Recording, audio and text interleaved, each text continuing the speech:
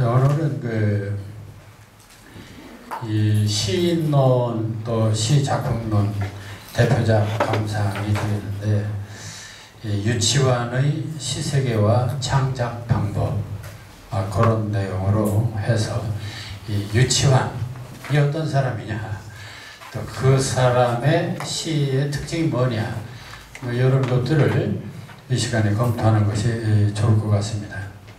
유치환은 1908년입니다. 그러니까 지금부터 110년 이상 전에 태어난 분입니다. 경남 통영에서 자랐어요. 재미있는 것은 통영에서 자랐기 때문에 통영에서는 유치환이 자기 고장의 시인이다. 근데 또 이분이 거제에서도 한동안 부모가 거제 사람입니다. 거제에서는 유치환은 거제 사람이다. 또 경주에서 교장도 했습니다. 그래서 그쪽에서 그래서 이분을 기리는 부산 이렇게 각 지역에서 서로 자기 지역과 연고가 있다. 이래가지고 시비도 많이 각각 세워놓고 이런 분입니다.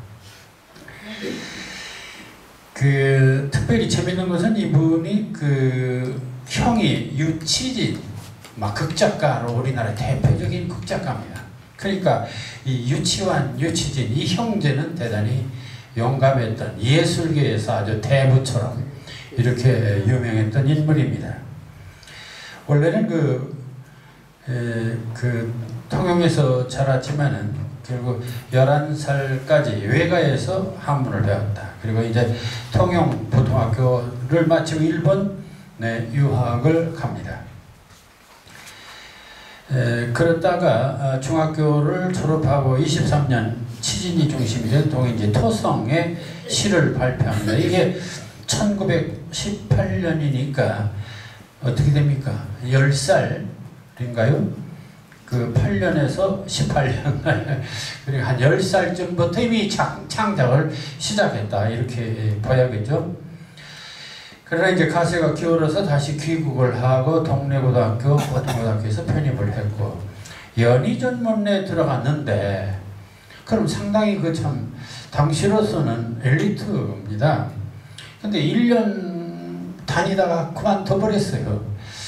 자, 여기서 조금 유치환이라는 사람이 어떤 사람이냐, 뭔가 좀 고집 있고 개성이 가요. 마음에 맞지 않는다고 그만뒀어요.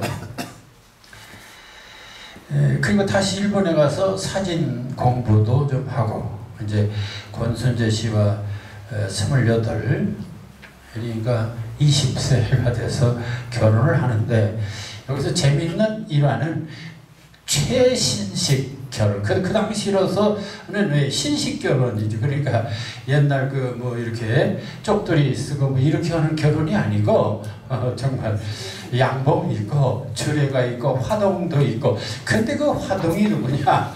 바로 김춘수 시인이었어요. 화동을 하는 게 그 유명한 유치환의 정말 한 라인으로서 아주 유명한 시인이 됐죠. 귀국해서 다시 형 치진과 함께 소재부라는 잡지를 만들어서 거기다 시를 발표했고, 본격적으로 등단한 것은 1931년 문예 월간지에 정적을 발표해서 문단에 등단합니다. 이렇게 문학을 하면서도 생활이 안정이 안 되니까 평양으로 이주합니다. 거기서 사진관도 경영했다. 거기서 생활이 안 되니까 다시 부산으로 내려와서 연세점에 이렇게 직원으로 근무도 합니다. 그리고 37년에 부산에서 부산의 문예동이 이제 생리를 주관하고 오지까지 간행합니다. 그리고 이분이 이제 시인으로 정말 세상에 본격적으로 알려지고 유명해지기 시작하는 것은 1939년 첫 시집 청마시초를 발간한 데서부터 시작합니다. 첫 시집 바로 이 청마시초. 거기에 유명한 깃발, 그리움, 1월 등 55편이 수록됩니다. 1939년 하니까 생각나요. 왜냐면 제가 1939년에 태어났으니까 제가 태어난 해에 이 유치원은 이미 시집을 내서 세상에 아주 알려진 그런 유명한 시인이 됩니다. 그리고 이제 40년에 만주로 가서 45년 광복 직전까지 거기서 지냈어요. 5년간 막 고생도 아주 직살했는데 문제는 그 만주 5년 생활, 뭐 농장 관리도 하고 여러 가지 했다고 하는데 이 시기가 유치원의 미스터리입니다. 왜냐면은 거기서 일을 하면서 뭘 했을까? 거기서도 작품 활동도 했어요. 그래서 전야니, 순이, 뭐 북두성이니 여러 가지를 발표는 뭐 만선일보 뭐 이런 데다 했어요. 했는데 문제는 그 시 내용이 좀 친일적이다 이런 겁니다. 이게 아주 결정적으로 유치원에 오게 티가 되고 있습니다. 그러나 또 상당히 유치원을 지지하는 사람들은 아니다, 친일적인 것이 아니다 라고 또 이제 반박을 하고 막 그래서 사실은 이 문제가 계속 과연 친일을 만주에서 했느냐 안 했느냐 이 문제가 지금도 논란이 되고 있어요. 그러다가 이제 광복 1945년에 이제 그 직전에 귀국했으니까 와서 통영의 문화협회를 조직하고 회장이 됩니다. 그리고 46년에는 조선청년문학가협회 부회장까지 역임을 하게 됩니다. 그럼 이 문화협회 그리고 조선청년문학가협회 이게 뭐냐? 이건 문학사 쪽으로 우리가 좀 알아야 할 필요가 있습니다. 네, 그래서 광복이 되고 그 직후에 요즘은 말이요, 우리 정치계에서 좌파, 우파, 뭐 보수파, 뭐 이런 말 하지 않습니까? 그 당시는 좌파, 우파란 말 쓰지 않고 좌익, 우익이었어요. 그래서 이게 문인들도 좌익 작가, 우익 작가. 일제시대 때는 이 좌익 작가가 프로레타리아, 소위 프로문학 작가였습니다. 그리고 이제 광복 이후에는 이들을 좌익 작가라고 했죠. 그런데 이 광복이 되자 이 좌익 작가와 우익 작가가 아주 완전히 나눠졌습니다. 그래서 서로 조직을 달리하는데 좌익 문단의 조직을 보면 1945년 8월 16일 그러니까 15일 날 일본이 손든 그 다음날 재빠르게 임화 중심으로 이 좌익 계열 작가입니다. 대표입니다. 조선문학 건설본부라는 간판을 걸고 좌익문학 단체를 결성합니다. 그리고 또 좌익 중에서도 패가 달랐어요. 하나는 강성 프로레타리아 파가 있습니다. 그들이 조선 프로레타리아 문학동맹이라는 것을 또 만듭니다. 이렇게 그 좌익 계열의 두 파가 있었어요. 그러니까 당시 조선공산당 남한의 대표 인물이 박헌영이죠. 박헌영, 야, 왜 문학의 단체가 두 개냐, 하나를 합쳐라. 그래서 46년에 합칩니다. 합쳐서 이름이 조선문학가 동맹이 됩니다. 근데 합쳤는데 문제는 박헌영이 이 조선문학건설본부, 즉 임화가 중심했던 그쪽 라인 사람들만 좋아했어요. 그러니까 이 조선 프로레타리아 문학동맹 이경이나 이런 사람은 찬밥이었습니다. 이리 되니까 남한에서 행세할 수 없다.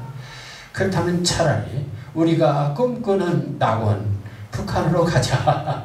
그래서 이기영 이런 일파들이 북한으로 월북을 해버립니다. 그게 1차 월북입니다. 그러다가 다시 또 남한에서 뭐 정판사 사건이니 뭐 군정에서 이런 문제가 되니까 이제 좌익 사람들을 탄압하기 시작합니다. 그래서 할 수 없이 이제 박헌영 일당들이 또 그 임하를 중심에 또 월북합니다. 이게 2차 월북이에요. 그리고 3차는 이제 48년 정부 수립이 되니까 남아있던 인물들이 또 올라갑니다. 그리고 6.25 때 또 올라갑니다.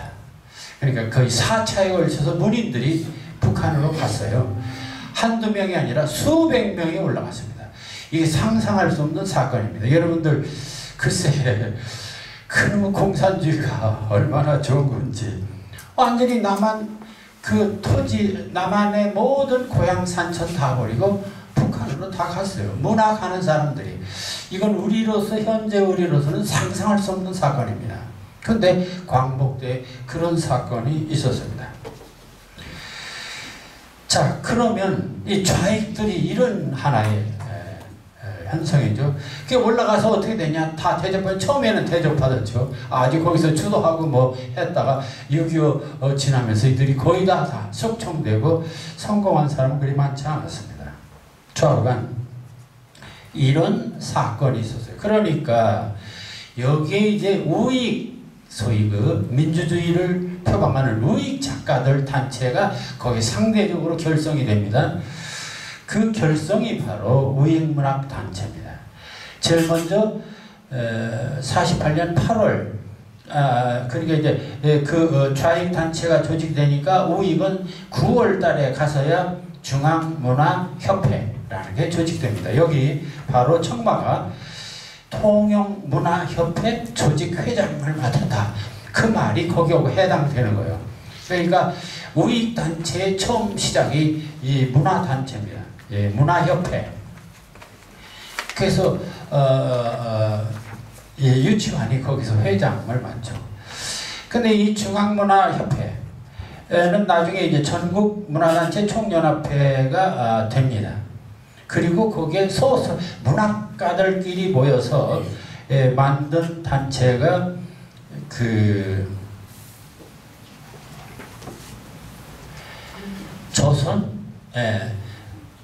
전조선 문필가 협회 45년 전조선 문필가 협회라는 것을 또 만듭니다. 근데 문제는 이 전조선 문필가 협회가 문학하는 사람들만 모인 게 아니라 좀 약간 그렇지 않은 이런 사람들 다 모였어요. 그러니까 이거 가지고는 이 좌익하고 대결할 수 없다.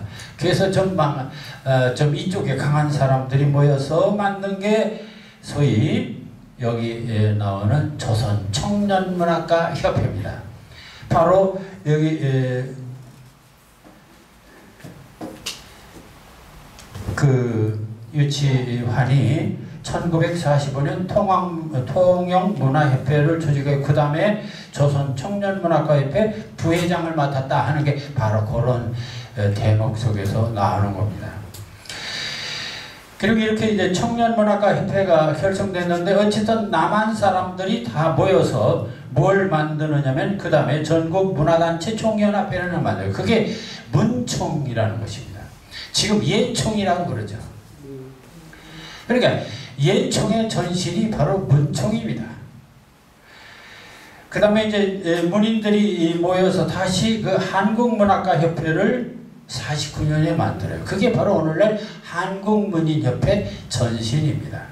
자, 이렇게 해서 결국 우리나라 문학단체는 따지고 보면은 1945년 광복 이후 좌우익의 그런 그 이념 싸움, 정치적인 그런 싸움 속에서 태어난 단체들이었다 하는 것이죠.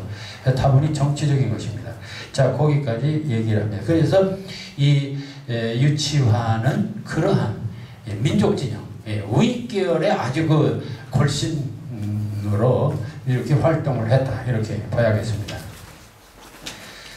그래서 이제 50년에 그래서 6.25가 동란이 나자 이 문총에서 문총구국대라는 게 조직됩니다. 거기 참여해서 보병과 더불어라는 시집을 냈고 다시 고향에 돌아와서 줄곧 이제 중고등학교 교직 교육자로 삽니다. 그래서 주로 이제 그때는 그 교장, 그래서 안의중학교를 시작 경주고등학교, 부산여자, 상업고등학교 뭐 해서 쭉 이렇게 이 경상남도 여기저기 그 교장 노릇을 하게 됩니다. 그리고 이제 54년 예술원 회원이 되고 한국예술원 회원입니다.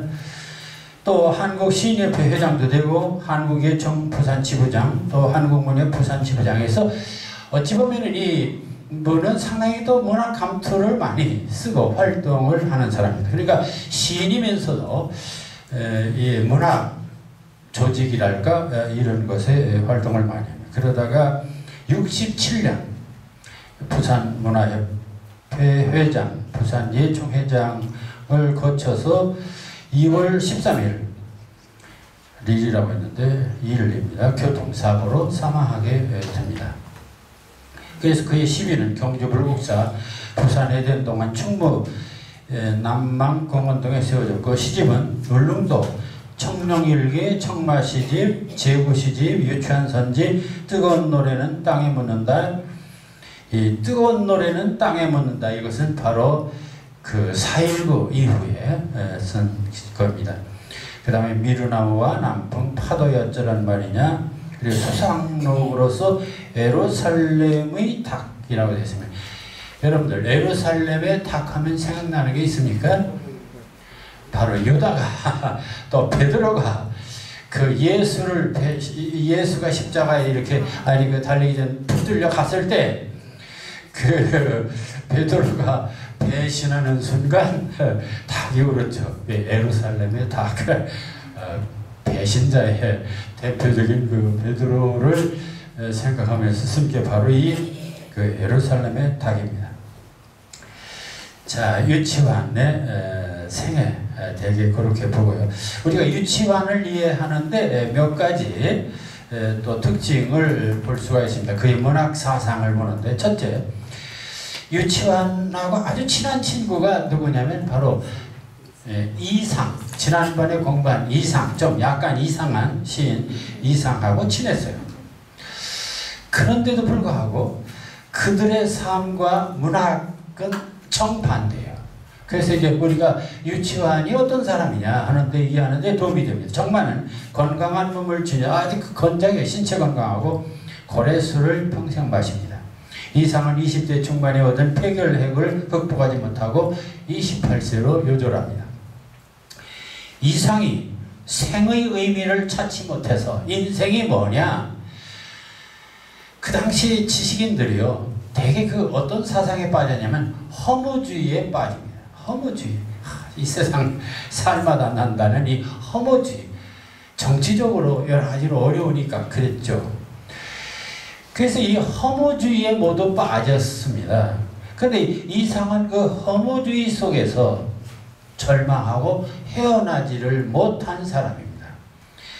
그래서 그는 절망하고 자기 몸에 빠져 몸부림치고 있을 때 청만은 생명의 서, 그 허물을 인식하면서도 그것을 강한 의지로 극복하려고 한 시인이 바로 유치환입니다. 그리고 우리가 유치환의 시를 이해하는데 가장 중요한 단서가 인생은 허무하다. 그것을 절실히 느끼면서도 그 허무에서 술 먹고 그냥 이렇게 좌절한 게 아니라 그걸 극복하려고 몸부림친 시인이 바로 유치환이다. 이상이 인간의 삶 자체를 거부하고 정하면서 의식적으로 애욕의 진흙탕에 뛰어든 반면 청만한 깃발 바위 등을 발표하면서 아예 애련에 물들지 않은 희로에 움직이지 않고 오로지 맑고 굳은 이념의 표대를 바라보며 일생을 살았다. 그래서 정반대로 같이 허물을 느끼면서도 한 사람은 그냥 좌절하고 한 사람은 그걸 극복하려고 노력한 시인이다. 자, 아직은 보면 굉장히 강직한 시를 씁니다. 어째서 그럴까? 청만은 친계로부터 강직한 성품을 입었고 모계로부터 후독한 독성을 물려받았다. 그래서 청마의 성격 규정은 맑고 곧은 이념의 표대, 아주 강한 유교적인 이런 게 있습니다. 그런데 한편으로는 파도야 어쩌란 말이냐라고 하는 감상적인 시를 씁니다.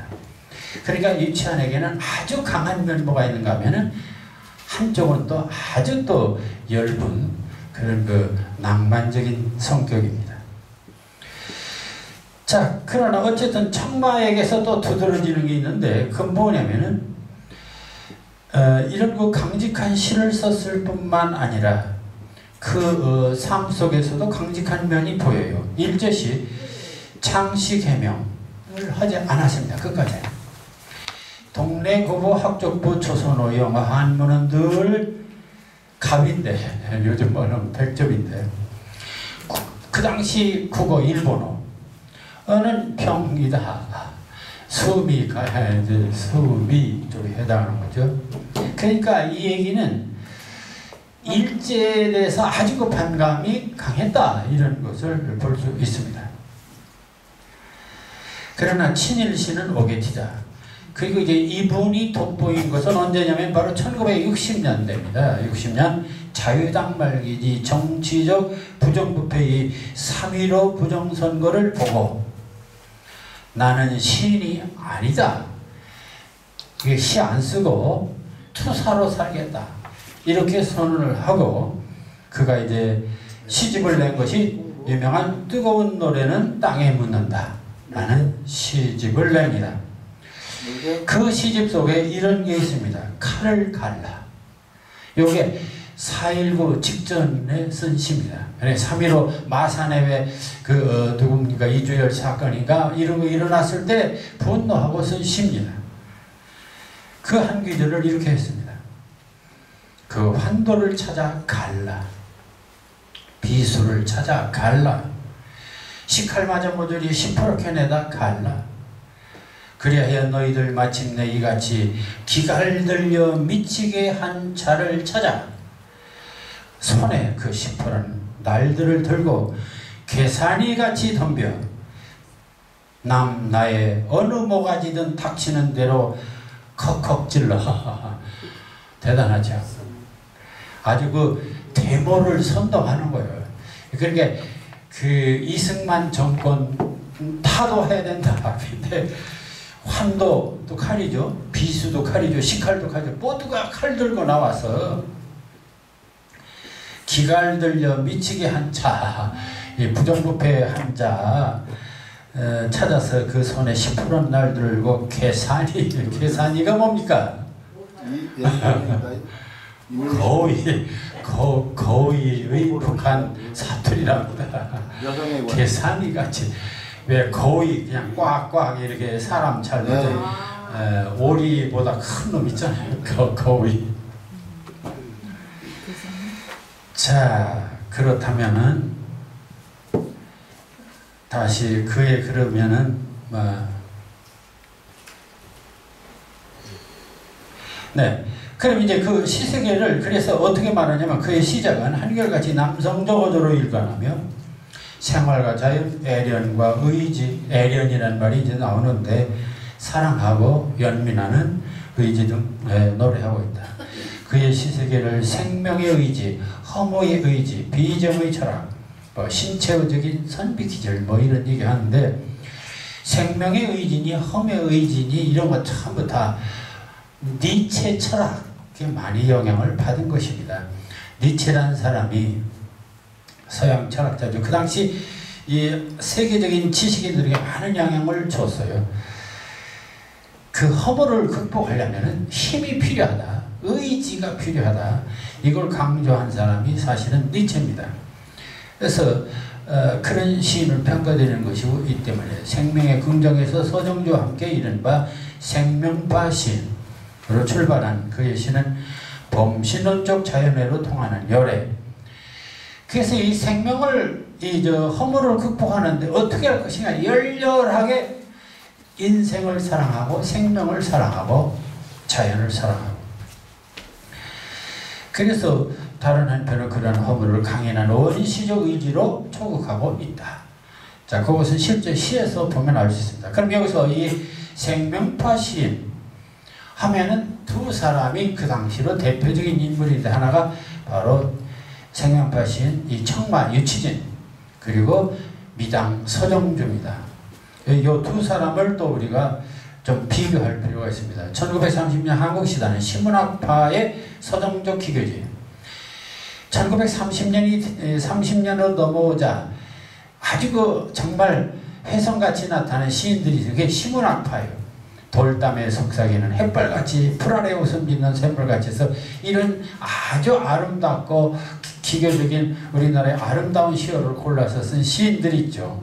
그래서 이것을 우리는 일부에서는 기교주의다 뭐 순전히 그냥 말만 그냥 매끄럽게 이렇게 꾸미는 사람들이다. 그 다음에 또 하나 서양에서도는 모더니즘입니다.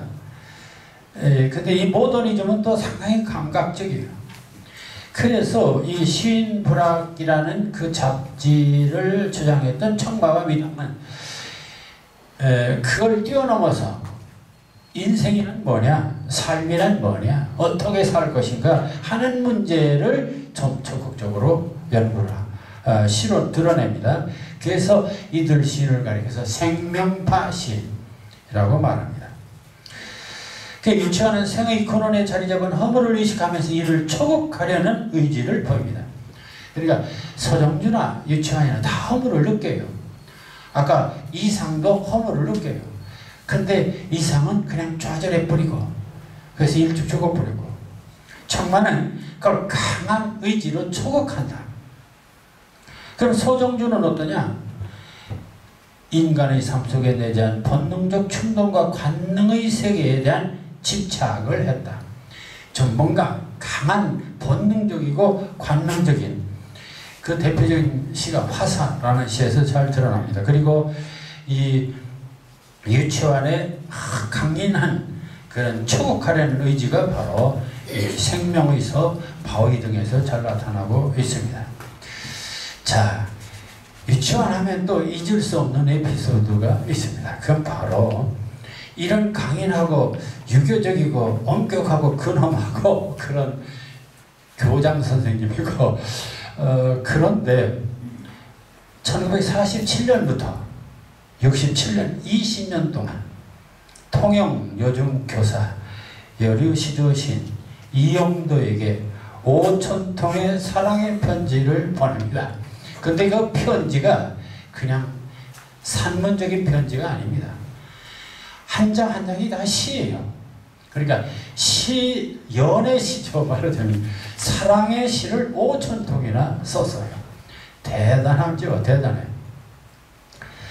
그래서 이제 유치한 씨가 죽은 다음에 이 이용도 시인도 시조신으로 대단히 작품을 잘 썼어요. 근데 원래 유치환은 결혼한 사람입니다. 그런데 바로 이용도 씨는 결혼하고 이렇게 혼자 딸하고 사는 그런 시인이었는데, 그래서 이 두 사람 사이에 이 플라토닉 러브라고 그러죠. 그러니까 그냥 참 정신적인 사랑을 하고 늘 편지만 보내는 막 그런 관계였어요. 이제 사후에 그 5,000통의 편지 중에서 200편을 모아서 사랑하였으므로 행복하였느라 라는 시집을 이영도가 냅니다. 근데 이 시집이 약 당시로서 35,000부가 팔린 베스트셀러가 됐어요. 그래서 어쨌든 이 60년, 70년대 이 사랑하였으므로 행복하였느라 이건 뭐 많은 사람들이 애독하고 그 두 사람의 소위 플라토닉 러브 이것을 무척 동경도 하고, 그래서 그러니까 강인한 그런 성격인데도 또 애틋한 또 사랑의 일면이 있었다. 자, 그렇다면 대표시를 좀 봅시다. 가장 그 1939년 제가 태어나던 해 처음 쓴 시, 이게 사실은 처음 시집에서 낸 시였는데, 유치원 하면은 가장 많이 알려지고 감동을 주고 야 정말 이게 시다 라고 이렇게 느낄 만큼 할 수 있었던 시가 바로 깃발이라는 시입니다. 깃발. 그래서 이 깃발이라는 시는 감동도 있지만 시를 쓰는 사람들에게 아주 중요한 모델처럼 되어 있습니다. 그래서 우리가 이 깃발을 이해할 필요가 있습니다. 자, 내용은 이렇습니다. 이것은 소리 없는 아우성. 이게 뭐예요? 제목이 깃발이죠. 그러니까 제목을 깃발이라고 하고 이것은 소리 없는 아우성 하니까 이것은 뭐예요? 이것은 이 뭐예요? 깃발이죠. 그러니까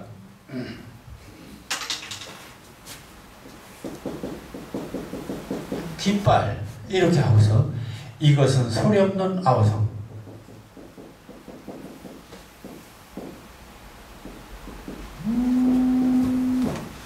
그러니까 이 얘기는 뭡니까?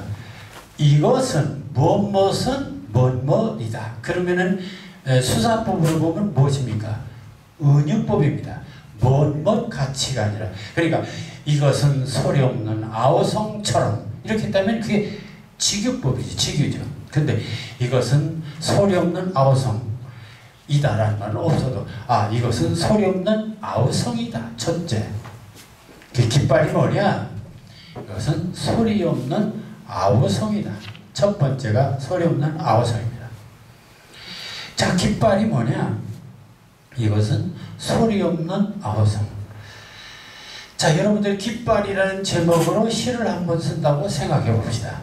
뭐라고 쓸까요? 높은 하늘에 펄럭이는 태극기 뭐 이렇게 쓸 수도 있죠. 자, 그거 직접입니다. 사실대로 쓴다면 깃발.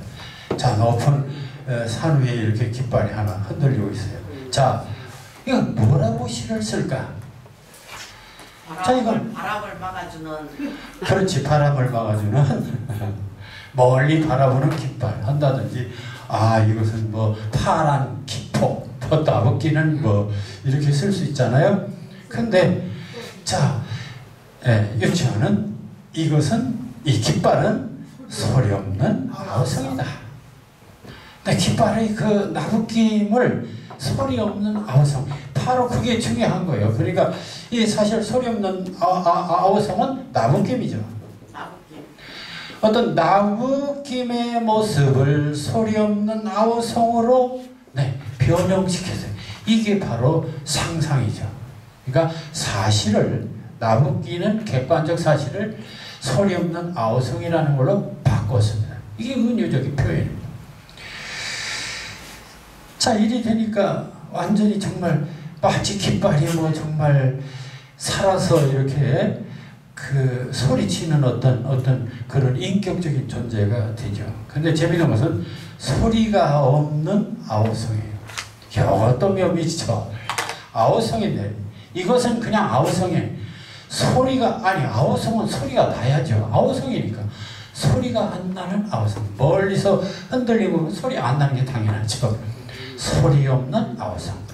이게 정말 대단한 표현이다 이거예요. 그러니까 우리가 시를 쓸 때 깃발, 누구나 쓸 수 있는 제목입니다. 이걸 어떻게 표현할 것인가? 첫째, 소리 없는 아우성이다. 그거 하나만 하기도 참 힘들어요. 근데 그 다음 계속됩니다. 두 번째, 저 푸른 해원을 향하여 흔드는 영원한 노스텔지어의 손수건. 자, 이게 깃발이 워낙 통영은 바닷가니까 우리는 점상, 그러니까 바닷가에 사는 사람이니까 이게 실감이 나요. 그러니까 자기 바닷가 저는 이제 남해 바다가 있을 거예요. 저 푸른 해원을 향해서 흔드는 파란 해원, 바다 해자, 그 정원, 뜰 원자입니다. 바다의 정원, 낙원의 바다. 그러니까 바다의 낙원을 향해서, 그러니까 바다의 낙원이 뭘까요? 아주 이상적인 세계겠죠. 참 이상적인 세계를 향해서 손 향하여 흔드는 영원한. 근데 자, 그러니까 두 번째는 저 푸른 해원을 향하여 흔드는 영원한 노스탈지어의 손수건. 참 이게 노스텔지어. 물론 이거 외래어를 썼습니다. 노스탈지어. 거기 그저 설명에 한자 NOS인데 NTS라고 되어 있습니다. NT가 아니라 NO. 네, 향수입니다. 근데 문제는 여기에, 자, 여기서는 두 번째는 그러니까 손수건입니다. 자, 깃발이 뭐냐? 영원한. 문제는 저 푸른 해원을 향해서, 푸른 해원이 가고 싶어요. 푸른 해원이 정말 우리들의 영원한 이상향입니다. 그런데 그 푸른 해원을 향해서 흔드는 영원한 노스텔지아, 영원한 향수야. 그 얘기는 갔다는 거, 못 갔다는 거예요. 가지 못하고 그냥 손만 흔들고 있는 그런 모습입니다. 영원한 노스텔지아입니다. 그러니까 가지 못하고 그냥 멀리서 손만 영원히 흔들고 있는 거예요. 그 뭔가 얼마나 절망적입니까? 꿈은 있지만, 목표는 있지만 가지 못하고 손만 흔들, 깃발이 갑니까? 제자리에 서 있죠. 그 표현이 정말 이것도 기가 막힙니다. 그러니까 깃발을 고정된 데서 흔들리고 있어요. 그 깃발이 가지 못해요. 그러니까 우리가 어떤 사물을 어떻게 표현할 것인가. 자, 그 다음